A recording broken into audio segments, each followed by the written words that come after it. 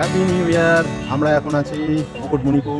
Hello hello hello, ঠান্ডায় কেমন আছো সবাই? চলে এলাম নতুন একটি ব্লগ নিয়ে। শুনলেই তো কোথায় যাচ্ছি। পথে যেতে অপূর্ব জয়পুরের জঙ্গল, ফরেস্টের ভেতর দ্বিতীয় বিশ্বযুদ্ধের সময়কার এয়ারপোর্ট, বিষ্ণুপুরে মাটির কাজ ও রাধাকৃষ্ণের মন্দির, আবার হঠাৎ করে রাস্তা ভুল করা, আর সুন্দর প্রকৃতিতে ভরা মুকুটমণিপুর।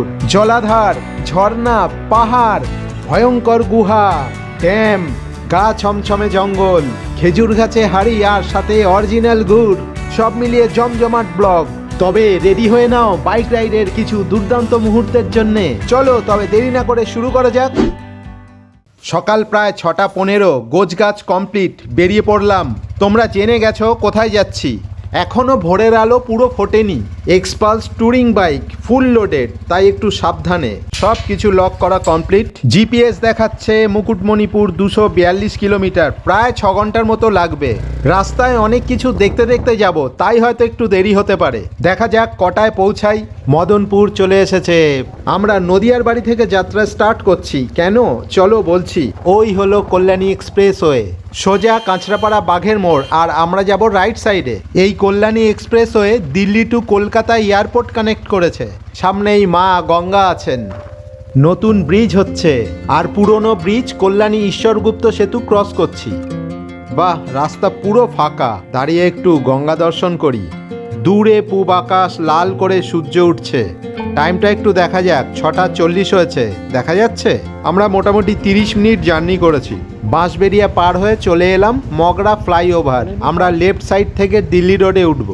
এই জায়গাটায় একটু সবার কনফিউশন হয়ে যায়। আমরা লেফট সাইডে ডানকুনি ধরবো। টার্ন নিয়ে দিল্লি রোডে উঠে গেলাম। আমরা উত্তর পূর্ব বা উত্তর পশ্চিম ট্যুর করলে এই নদিয়ার বাড়ি থেকেই করি, কারণ এখান থেকে সুবিধাটা বেশি। আর যখন দক্ষিণ বা দক্ষিণ পশ্চিম দিকে কোনো ট্যুর করি, তখন আমরা কলকাতার বাড়ি থেকে করি, যেরকম দীঘা, পুরী, দক্ষিণ ভারত। সামনে কোনো পেট্রোল পাম্প দেখলেই ঢুকে যাব। এই তো পেয়ে গেছি পাম্প, সবে খুললো মনে হচ্ছে। ট্যাঙ্ক ফুল করে নিলাম। পেট্রোল 106 টাকা লিটার। চলো, বাইকের পেট ভরে গেছে, এখন ছোটার পালা। এটা দিল্লি রোড, যাচ্ছি বিষ্ণুপুর। বিষ্ণুপুর থেকে মুকুটমণিপুর মানে বীরভূম। এখন আমাদের গাড়ি চালাতে হবে 4 ঘন্টা 56 মিনিট। কখন পৌঁছাবো জানি না, এমনিতেই দেরি হয়ে গেছে। দেখা যাক। রাস্তায় প্রচণ্ড জ্যাম। সামনে আমরা সরস্বতী নদী ক্রস করব। ওই মোড়ে একটু জ্যাম ছিল, এখন কেউ কোথাও নেই। সোজা গেলে হাওড়া ও কলকাতা। সামনেই শ্বেতপুর মোড়, ওখান থেকে রাইট সাইডে ঢুকবো। সিঙ্গুর হয়ে তারকেশ্বর রোড ধরে সোজা বিষ্ণুপুর। আমাদের অকারণে দাঁড়াতে হলো, এমনিই দেরি হয়ে গেছে, কারণ ব্যাগ খুলে গেছিলো। ব্যাগ লাগিয়ে নিয়েছি, এবার ক্যামেরাটা লাগাবো।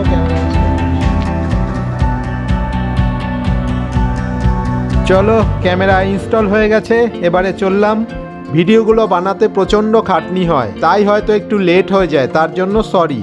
কলকাতা 42 কিমি, তারকেশ্বর 35, রাইট সাইডে ঢুকবো। এটাই শ্বেতপুর মোড়। রাইট টার্ন নিয়ে বাইপাস ধরলাম। ভোলা বাইপাস রোড। ওই দেখা যাচ্ছে সরস্বতী নদী। এর দুধারে কিন্তু পিকনিক স্পট আছে, নাম নিউ দীঘা। নাম শুনেই ঘাবড়ে গেলাম। এই স্পটে পিকনিক করেছি, উপরে লিংক দিলাম, দেখে নিও। রাস্তা ফাঁকা দেখেই ওভারটেক করলাম, নয়তো একদম না। ওই দেখা যাচ্ছে সামনে তারকেশ্বরের মেন রোড। রাইট টার্ন নিলাম। ঠান্ডা কিন্তু দারুণ লাগছে। আমার কো প্যাসেঞ্জার পম পেছনে বসে ভিডিও শ্যুট করতে ব্যস্ত। চলে এসছি সেই বিখ্যাত সিঙ্গুরে। আমরা কোনা এক্সপ্রেসওয়ের উপর থেকে যাব। ওই হলো কোনা এক্সপ্রেসওয়ে, সোজা দিল্লি গেছে। তারকেশ্বর 22 কিলোমিটার। নিচের থেকে বর্ধমানের মেন লাইন গেছে। এটা যত সম্ভব নালিকুল স্টেশনের পরের রেলগেট। তারকেশ্বরগামী ট্রেন, আর 5টা স্টেশন পরেই তারকেশ্বর। এখানে তো অনেকটা টাইম লস হয়ে গেল। চলো, রাস্তায় বেরোলে এরকম ছোটোখাটো টাইম তো লস হবেই। এখন টাইম হলো 7:43। সূর্য এদিকে চড়ায় উঠে গেছে। হ্যাঁ, গেট উঠেছে। চলো, গেট খুলে গেছে, আবার জার্নি স্টার্ট করি। সামনেই তারকেশ্বর, বাবার দর্শন করতে পারলে ভালো হতো। ওকে, নেক্সট টাইম করব। এই তো বাবার ভক্তরা সব চলেছে জল নিয়ে। আমিও একটা সময় এই রাস্তা ধরে জল ঢালতে গেছিলাম। চলে এসেছি তারকেশ্বর, এই হলো মেন গেট। কিন্তু আমরা তো আর যাচ্ছি না, আমরা যাচ্ছি মুকুটমণিপুর। তাই বাবাকে প্রণাম জানিয়ে এগিয়ে চলি। বাবা তারকনাথের জন্য একটা লাইক হয়ে যাক। এটা যত সম্ভব চাপাডাঙ্গা মোড়। ওই ফ্লাইওভারে উঠলেই ভুল রাস্তায় যেতাম। আরামবাগ ডান দিক ধরবো, সামনেই দামোদর নদী। এই হলো দামোদর নদী। কোথায় যেন শুনেছিলাম এই নদীর বালিতে সোনা পাওয়া যায়। আরামবাগ আর 20 কিলোমিটার। ওটা টোল প্লাজা, মনে হয় বন্ধ আছে। এটা যত সম্ভব মুন্ডেশ্বরী নদী। ওহো, দারুণ রাস্তা পেয়েছি। এইবারে শুধু ফিল করো, আর কিছু না।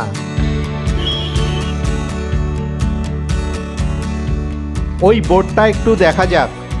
আরামবাগ 10, জয়রামবাটি 32, বর্ধমান 52 আর বাঁকুড়া 101 কিলোমিটার। ভাই, রাস্তা দেখে মন ভেঙে গেল। ওকে চলো, যেতে তো হবেই। আরামবাগ এলেই সেই টিভির অ্যাডের কথা মনে পড়ে যায়, আরামবাগের তাজা মুরগির মজা। আবার রাস্তা ভালো পেয়েছি, চলো। কোথায় এলাম? জিপিএস দেখাচ্ছে কোতলপুর। হ্যাঁ ঠিক তাই, কোতলপুর থানা। সামনেই জয়পুরের জঙ্গল, তারপর বিষ্ণুপুর। জয়পুর জঙ্গলে বনলতা রেস্টুরেন্টে একটু টি ব্রেক নেব। চলে এসেছি জয়পুর ফরেস্টের স্টার্টিং পয়েন্টে। সামনেই বনলতা রেস্টুরেন্ট, ওখানেও যাব। ওই হচ্ছে ফরেস্ট অফিস। কথা মতো চায়ের চুস্কি নিতে দাঁড়ালাম। এখন কটা বাজে? আর 9:30 হবে। আমরা বেরিয়েছি 6:30টায়। চাকদাহ থেকে পাকুড়া জয়পুর ফরেস্ট 3 ঘন্টা সময় লাগলো। চা খেয়ে শরীর এনার্জিতে ভরে গেল। এই চা দাদা একটা ভয়ঙ্কর গল্প শোনালো, বাঘ জঙ্গলে। চলো গল্পটা ওনার মুখেই শুনি। রয়্যাল বেঙ্গল টাইগার পুরো বাঘেরই লেখা, আর দেখছি তো পুরুলিয়া থেকে ছিল, পুরুলিয়া থেকে এখন এখানে। কিছুদিন আগে দেখলাম একটা বাঘকে ধরে নিয়ে গেছে। ওইটাই তাহলে ঘটনা। ওই ওই পুরুলিয়ার একটি জঙ্গল, ওই জঙ্গল থেকে এখন বাঁকুড়া জঙ্গল। কোন রক্ষীরা খুঁজে বেড়াচ্ছে। হ্যাঁ, ও আচ্ছা, পুরুলিয়া জঙ্গলের একটি বাঘ এই জঙ্গলে চলে এসেছে। ভয়ঙ্কর ব্যাপার। প্লেন, যেখানে ইংরেজদের প্লেন না। হ্যাঁ সব জঙ্গলের জায়গায় ভেতর। ভঙ্গর ভঙ্গর দ্বিতীয় বিশ্বযুদ্ধের সময় ইংরেজদের বানানো জঙ্গলের মধ্যে একটা এয়ারপোর্ট আছে। চলো ওখানেও যাব এইবার। চা দাদাকে টাকা মিটিয়ে জঙ্গলের উদ্দেশ্যে চললাম। ওই পেট্রোল পাম্পের পরেই বনলতা রেস্টুরেন্ট, তারপরেই জয়পুর ফরেস্ট। এইখানে বাঁকুড়া বিষ্ণুপুরের হস্তশিল্পের অনেক দোকান আছে। তোমরা চাইলে এখানে কেনাকাটা করতে পারো। এই যে যেমন বাঁকুড়ার পোড়ামাটির পুতুল, ঘোড়া, এগুলো সব বাঁকুড়ার ফেমাস জিনিস। এই দিকেও আছে অনেক কিছু। আমি একটু ছুঁয়ে গেলাম, কারণ আমাকে এখনো প্রায় 90 কিমি যেতে হবে। চলো, লেটস গো। আমরা এখনো ব্রেকফাস্ট করিনি, খালি একটু চা খেলাম। খাওয়ার আমাদের সাথেই আছে। সামনে কোনো মনোরম পরিবেশ দেখে ব্রেক নিয়ে নেব। চলো তাহলে যাওয়া যাক। এই যে জয়পুর ফরেস্টে প্রবেশ করছি। এখান থেকে ব্রিটিশদের এয়ারবেস জঙ্গলের ভেতরে 11 কিলোমিটারের মতো। চলো, বেশ রোমাঞ্চ লাগছে। এই ফরেস্টের ভেতর যাওয়ার কোনো প্ল্যানিং ছিল না। চা দাদা আমাদের গল্প শোনালো আর জিপিএস দেখাচ্ছে 11 কিলোমিটার, তাই চলে এলাম।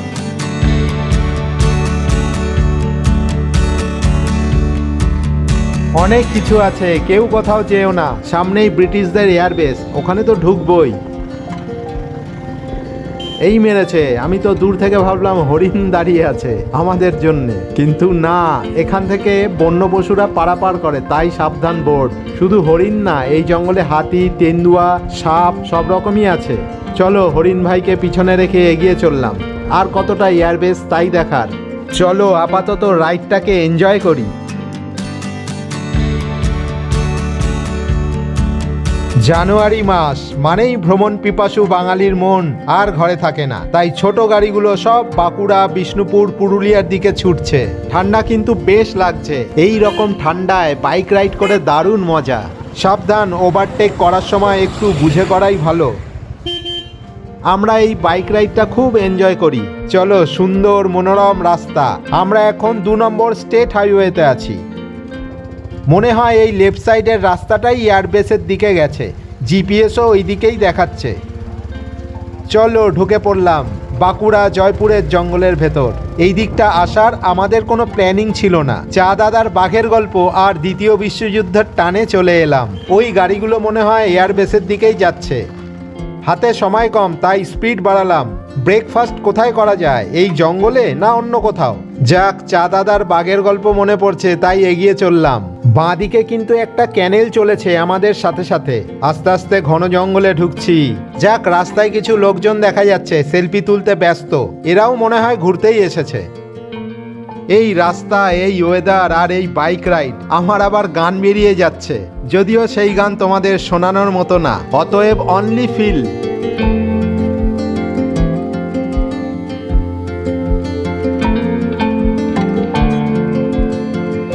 কোনো একটা সময় রাস্তাটি পুরো লাল মাটির ছিল, এখন পিচ হয়েছে। সামনেই হয়তো লাল মাটি দেখতে পাবো। যতই ভাবছি ততই রোমাঞ্চ অনুভব করছি। পিচের রাস্তায় এখানেই শেষ মনে হচ্ছে। ওহো, রেল লাইন জঙ্গলের মধ্যে, বাহ! এটা কোন লাইন কেউ জানলে কমেন্ট বক্সে জানাতে পারো। লাল মাটির রাস্তা পেয়েছি। আমরা এখন চলেছি জয়চণ্ডী জঙ্গলের ভেতরে, মাওবাদী অধ্যুষিত এরিয়ার ভেতরে একটি এয়ারপোর্ট আছে, যেটা দ্বিতীয় বিশ্বযুদ্ধের সময় ইংরেজরা বানিয়েছিল। এই জঙ্গলের ভেতর অফ রোডিং করে অনেক কষ্টে যাচ্ছি, ভয়ও লাগছিল। একটু ভয়ের ব্যাপার তো আছেই, কেন লোকজন অচেনা, কোথা দিয়ে যাচ্ছি তাও জানি না। সামনের কিছু লোক যাচ্ছে, তাদের পেছনে পেছনেই যাচ্ছি। এতক্ষণ আমরা একাই ছিলাম। এখানে একটা এয়ারবেস আছে, মানে তখনকার দিনে ইংরেজদের এয়ারবেস তৈরি করা হয়েছিল, যেখানে প্লেন নামতো, ছোট প্লেন, যুদ্ধের প্লেন। এখন এটা ভারতীয় বায়ুসেনার আন্ডারে আছে, সেটাই দেখতে যাচ্ছি কী রকম অবস্থায় আছে। তো চলো, প্রায় পৌঁছে গেছি। চারিধারে শাল, পলাশ, মহুয়ার গাছে ভরা। চলে এসেছি। ওহো, এখানে এসে সারপ্রাইজ হলাম। আজ তো উৎসবের দিন, কত পিকনিকার্স সব পিকনিক করছে। বাহ, এখানে এত লোকজন পাবো ভাবিইনি। এই হচ্ছে যৌথ বাহিনীর তৈরি পিয়ারটোবা এয়ারফিল্ড। পিয়ারটোবা নাম এটার, যেটি বাঁকুড়া জেলার শাল পলাশের জঙ্গলের মধ্যে অবস্থিত। এখন এটি প্রায় পরিত্যক্ত পিকনিক স্পটে পরিণত হয়েছে। এখানে একটা সময় ইউএস আর্মি B-29 বোমারু প্লেনগুলো ওড়াতো। ভাবলেও কেমন লাগে, তাই না? এই এয়ারফিল্ডটি শুধুমাত্র যুদ্ধের প্রয়োজনে ব্যবহার করা হয়েছিল 1942 থেকে মোটামুটি 1945। এখন বাজে 10:52। আমার পুরো গাড়ি নোংরা হয়ে গেল, এত ধুলো জঙ্গলের ভেতরে। ওকে, টাটা। চলো, যুদ্ধ শেষ, এইবারে ফেরা যাক। অফুরন্ত ভালো লাগা ও কিছু স্মৃতি নিয়ে ফরেস্ট থেকে বেরিয়ে এলাম। সামনেই 2 নম্বর স্টেট হাইওয়ে, ওই যে ওটা জয়পুর পুলিশ ফাঁড়ি। আমরা লেফট সাইডে ঢুকে গেলাম। এখন সোজা বিষ্ণুপুর ও মুকুটমণিপুর স্টেট হাইওয়ে। চলো, আবার ছোটার পালা। জিপিএস পুরো স্টেট রাস্তা দেখাচ্ছে। চারিধারে শাল, পলাশ, মহুয়ায় ঘিরে আছে আমাদের। এখানে একটু দাঁড়ালাম, ড্রাইভ স্লো, কারণ হাতি ভাইদের পারাপারের জায়গা। চলো, প্রায় চলে এসেছি বিষ্ণুপুর। ওই দেখা যাচ্ছে বিষ্ণুপুর শহরে ঢোকার তোরণ। ডিসাইড করতে পারছি না বিষ্ণুপুর শহরের মধ্যে দিয়ে যাব না বাইপাস হয়ে যাব। সিদ্ধান্ত হলো শহরের মধ্যে দিয়েই যাই, যদি সম্ভব হয় কিছু মন্দিরও দর্শন করে নেব। বাইক ঘুরিয়ে বাদিকের রাস্তা ধরলাম, আর ওই টোটো যাচ্ছে, ওটা বাইপাস। সামনে ওটা বিষ্ণুপুরের গেট। বাইপাস ধরে সোজা গেলে সামনেই বিরাই মোড়, 2 নম্বর স্টেট হাইওয়ে। ওখান থেকে পুরুলিয়া, মেদিনীপুর, দুর্গাপুর সব দিকেই যাওয়া যায়। চলো, আস্তে আস্তে ঢোকা যাক। মন্দির নগরী বিষ্ণুপুর আপনাকে স্বাগত জানাচ্ছে সৌজন্যে বিষ্ণুপুর পৌরসভা। বেশ, চলো, ঢুকে গেলাম। বাহ, সুন্দর সাজানো রাস্তা। বিষ্ণুপুর খুব পুরনো শহর। চলে এসেছি, এটা রাসমঞ্চ। পম ঢুকলো, আমি আর ভেতরে ঢুকলাম না, কারণ আমাদের বিষ্ণুপুর দেখার কোনো প্ল্যানিং নেই। এরকম অনেক ঐতিহাসিক কাঠামো বিষ্ণুপুরে আছে, কোনো একটা সময় বিষ্ণুপুর নিয়ে ফুল ভিডিও বানাবো। যাই হোক, বিষ্ণুপুর আমরা কোনো মতে স্কিপ করে গেলাম। এখানে অনেক কিছু দেখার আছে। অলি গলি হয়ে সেই পৌঁছে গেলাম 2 নম্বর জাতীয় সড়কে, যেটা আমরা বিষ্ণুপুর ঢোকার সময় ছেড়ে এসেছিলাম। এইবারে এইখান থেকে একটু কনফিউশন আছে, কেন এখান থেকে নানা দিকে রাস্তা গেছে। সামনেই মোড় আছে একটা, আর আমরা যাচ্ছি মুকুটমণিপুর। মুকুটমণিপুরটা এই রাস্তাটা টোপকেই যেতে হবে। জিপিএস দেখাচ্ছে ফ্লাইওভার রোড ধরে। ফ্লাইওভারে উঠে ব্রিজ থেকে যেতে হবে। কাউকে জিজ্ঞাসা করা যাক। এখানে নামবেন, ওই নাসির মোড় থেকে রাস্তা পাবেন। চলো, ভ্যান দাদা আমাদের একটু গাইড করবে। বাইক ঘুরিয়ে নিয়ে চললাম ভ্যান দাদার পিছনে।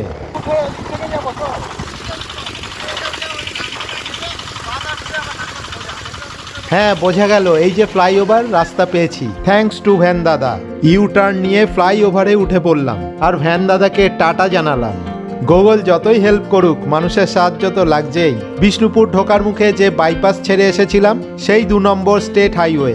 সামনেও মনে হয় ইউ টার্ন নিতে হবে, ওখানেও একটু কনফিউশন আছে।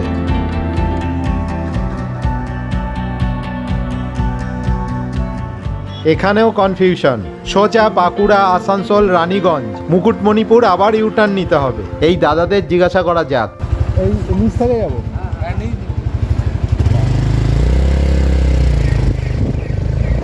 যেহেতু আমরা বিষ্ণুপুরের ভেতর দিয়ে এলাম তাই একটু ডিস্টার্ব হচ্ছে। হাইওয়ে ধরে এলে এটা হতো না। এটা বিষ্ণুপুর নার্সিংহোম মোড়, জিপিএসও এই রাস্তাই দেখাচ্ছে, রাইট সাইডে সোজা। অতএব এই রাস্তাতেই ঢুকে পড়লাম। ইয়েস, আবার বন্য পরিবেশ। ব্রেকফাস্ট করা হয়নি, সামনে কোথাও দাঁড়িয়ে ব্রেকফাস্ট করে নেব। এখান থেকে মুকুটমণিপুর প্রায় 70 থেকে 71 কিমি, সময় 1.5 ঘন্টা। এখনকার রাইডটা কিন্তু পুরোটাই জঙ্গলের মধ্যে দিয়ে, বেশ এক্সাইটমেন্ট ফিল করছি। চলো। বাহ, জায়গাটা সুন্দর তো, এখানেই ব্রেকফাস্ট করে নিই। আমরা মুকুটমণিপুরের খুব কাছাকাছি চলে এসেছি। খিদে পেয়ে গেছে। বিষ্ণুপুর গেছিলাম, বিষ্ণুপুরে প্রচণ্ড ভিড়, তাই এইখানটা দাঁড়ালাম। খুব সুন্দর একটা জায়গা, চারিদিকে রোদ ঝলমল করছে, সুন্দর পরিবেশ। এই বাইক থেকে নামা একটা চ্যালেঞ্জ। যাই হোক, কষ্ট করে নামার পরেও ফুল লোডেড ভারী গাড়িকে স্ট্যান্ডে লাগানো প্রায় দম বেরিয়ে যায়। প্রচণ্ড খাটনি। এত বড় ভারী গাড়ি, দেখিয়ে দিই ট্যাঙ্ক ব্যাগ আছে, পিছনে লাগেজ আছে। কিন্তু গাড়ি রোডে যখন ছোটে মনে হয় প্লেন চালাচ্ছি। আমাদের টিফিন, এতে মিষ্টি আছে, এতে রুটি আছে, ভাজা আছে, বাড়ি থেকে সব করে নিয়ে এসছি। আর একজন কাজে ব্যস্ত, বয়েল এগ, আন্ডা ছাড়ানো চলছে। এটা মিষ্টি, এটা পরোটা, ডিম সেদ্ধ ও আলু ফুলকপি ফ্রাই।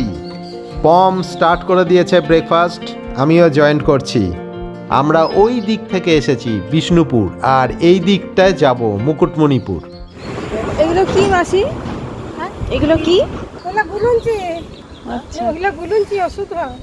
বিক্রি হয়? হ্যাঁ, বিক্রি হয়। 4 টাকা কেজি দিচ্ছি।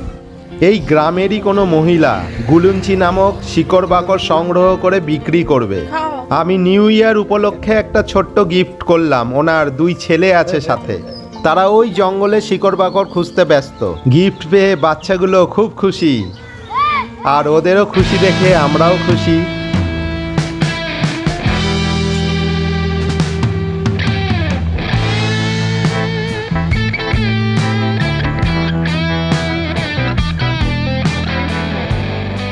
আর এই খুশি ভরা মন নিয়ে আবার রওনা দিলাম। অরণ্যের বুক চিরে এগিয়ে চললাম। ব্লগটি প্রায় শেষের মুখে। কোথাও যেও না, মুকুটমণিপুরে এন্ট্রিটাও দেখার মতো। আমরা বাইক নিয়ে শুধু ইন্ডিয়া না, ইন্টারন্যাশনালও রাইড করি। প্রত্যেকটা ট্যুরে বাড়ি থেকেই ব্রেকফাস্ট রেডি করে নিয়ে যাই, কারণ সময়ও বাঁচানো যায় আর শরীরও ঠিক থাকে।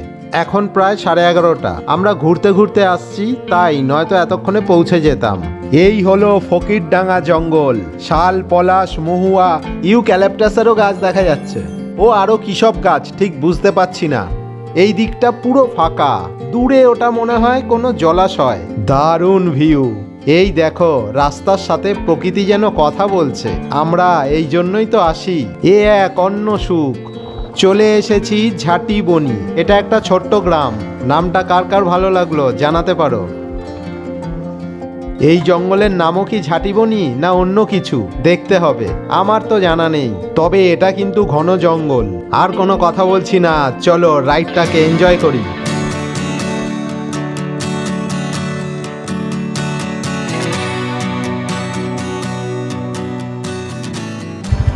অনেকদিন পর খেজুর গাছে হাঁড়ি বাঁধা দেখলাম, কিন্তু এ হাঁড়ি প্লাস্টিকের হাঁড়ি, ঠিক মনটা ভরলো না। মাটির হাঁড়ি হলে আর একটু ভালো লাগতো।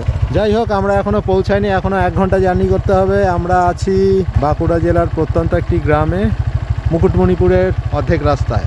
চলো। শিবডাঙ্গা মোড় হয়ে হাতিরামপুর ঢুকবো। চলো বাকি রাস্তার ডিটেলস যেতে যেতে বলছি। মাঝে মাঝে মনে হয় এই রকম চলতেই থাকি, কিন্তু আবার সেই পলাতক বাঘের কথা মনে পড়ে যায়। এই জঙ্গলের ভেতর থেকে যদি হট করে লাফ মারে তো গেলাম। চলে এলাম শিবডাঙ্গা মোড়। এই বাম্পার খুব বড়। এটা 4 মাথার মোড়। রাইটে বাঁকুড়া, লেফটে সারেঙ্গা, সোজা মুকুটমণিপুর 46 কিমি। জঙ্গল তো শেষই হতে চাইছে না। এখানে পলাশ গাছে ভরা জঙ্গল। ফেব্রুয়ারি মার্চ মাসে লাল ফুলে চারিদিক ভরে থাকে, তখন কিন্তু আলাদাই সৌন্দর্য।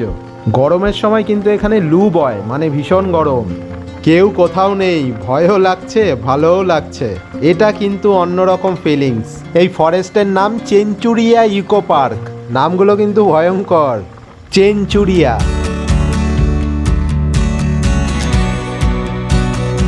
গোবিন্দপুর মোড়, ওই দিকের রাস্তাটা বাঁকুড়া থেকে আসছে। এখানে একটু জিগজ্যাগ আছে, লেফট টার্ন নিয়ে আবার লেফট টার্ন নিলাম। ওই দূরে শিলাবতী নদী, এখন জল কম, শীতকাল তো। আর এটা গোবিন্দপুর ব্রিজ ক্রস করছি। সূর্য দেখে কেউ বলতে পারবে এখন কটা বাজে, টাইম কত হলো? যাই হোক, তোমরা টাইমের হিসাব করো, আমরা এগিয়ে চলি। অনেকেরই এরকম ঘুরে বেড়ানোর ইচ্ছা থাকে, কিন্তু তাদের নানা কারণে হয়তো হয়ে ওঠে না। ঈশ্বরের কৃপায় আমরা এই আনন্দ উপভোগ করছি, আর তোমরা সবাই যারা দেখছো তারাও আমাদের সাথে আছো। ওই দেখা যাচ্ছে, ওটা গেট না বোর্ড? না, ওটা রাস্তার বোর্ড। ওই দেখো পাহাড় পাহাড়, ছোট টিলা দেখা যাচ্ছে। এই তো চলে এসছি। আর এই হলো মুকুটমণির তোরণ। ঢুকছি। হ্যাঁ, আমরা মুকুটমণিপুর ঢুকছি। আমাদের এন্ট্রি হচ্ছে মুকুটমণিপুর।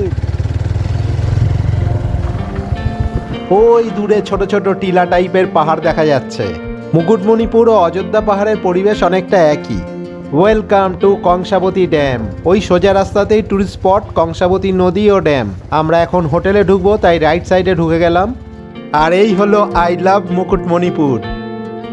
Happy new year. আমরা এখন আছি মুকুটমণিপুর। বিকেল হয়ে এসছে, সূর্য প্রায় পশ্চিমে ঢলে পড়েছে। কাল তো সব ঘুরে দেখাবোই, অবশ্যই পরের ব্লগটি দেখো। এখানে কিন্তু প্রচুর অ্যাডভেঞ্চার আছে। পাহাড় আছে, টিলা আছে, গুহা আছে, ড্যাম আছে, ঝর্ণা আছে, জঙ্গল আছে। আর কি চাই? তাই নেক্সট ব্লগটা অবশ্যই দেখো। তোমরা যারা এতটা দেখলে তার জন্য ধন্যবাদ। ভিডিওটি ভালো লাগলে লাইক ও শেয়ার করো, আর যারা নতুন এসছো তারা অবশ্যই সাবস্ক্রাইব করে নিও। চলো তাহলে টাটা, দেখা হচ্ছে নেক্সট ব্লগে। সবাই ভালো থেকো।